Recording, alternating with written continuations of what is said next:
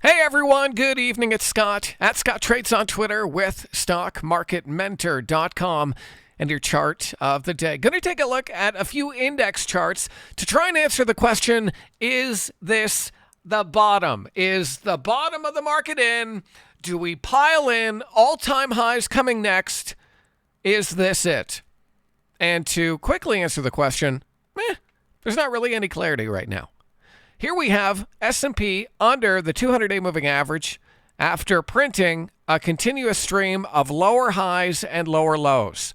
So, no, there's no real bottom signal right here, right now. We did have some mixed headlines today out of Ontario, Canada, and out of the White House about tariffs, but still no real clarity on the path for trade policy. So I think the market is really looking for a clear signal when it comes to trade policy. They're also looking for clarity when it comes to monetary policy and the path of inflation.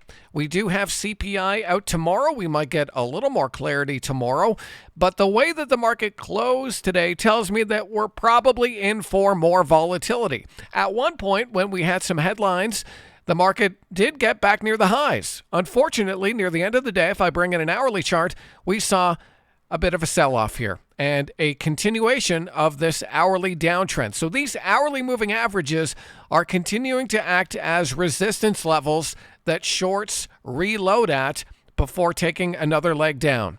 So in my opinion, we're going to have to break this hourly trend, start printing some hourly higher highs and hourly higher lows before we can really consider a tradable bottom being in place. Now, if you're looking at this market right now and starting to panic, let me tell you, it's way too late for that. It's way too late to panic. In trading, if you're going to panic, you want to panic early. You want to panic way up here when the market broke under this clear upward sloping trend line and closed under the 50-day moving average. This cluster here, even if you missed the first day, this was really the time to panic.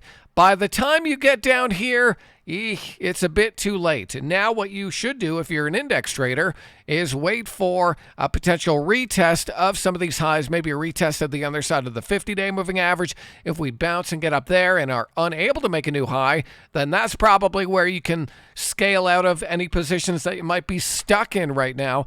But in terms of a bottom, S&P not really looking like a bottom. On the Qs, we see another path of lower highs and lower lows, continuing selling, higher than average volume, and at the end of the day, last hour of the day, selling into the close, 10-minute chart, big selling into the close. Now, we are up slightly after hours, but again, look at this trend.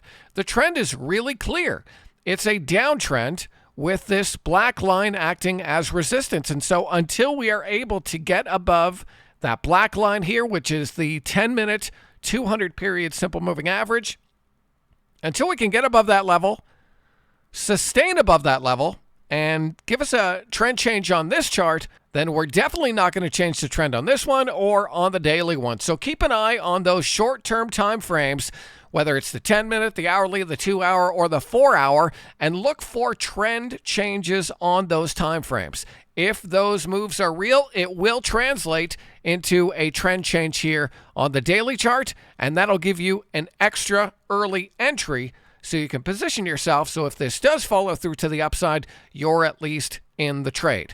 Now, if you are going to trade anything when it comes to the major indexes, my suggestion is to use the new lows. So if we open up kind of where we are right now, for example, and the market does make a higher high, ideally above 483, 484, something like that, then you'll want to use this low here at 467 as your stop loss. And again, the thesis is that it's making a higher high and that this is now the established swing low. So those are some strategies for trying to trade this market volatility. And while you're at it, by the way, keep an eye on gold. Myself and Dan Fitzpatrick at Stock Market Mentor, we're talking about GLD because it is surprisingly strong here in an uptrend above all the key moving averages. And how many things can you say that about? Not many. So we have a bit of a cup and handle pattern here on GLD, giving us a high handle. Like I said, above all the key moving averages, I'd probably want to set an alert on GLD at around 270. And then on GDX, you can see I have that pattern drawn out already. Another cup, another handle, and I would have an alert on GDX right around 42.40. So there's a handful of things we're looking at over at stockmarketmentor.com. If you're trading alone in this environment, you are at a disadvantage. Come trade with a great community for members from all over the world. Stockmarketmentor.com. I hope to see you on the other side. Catch you next time.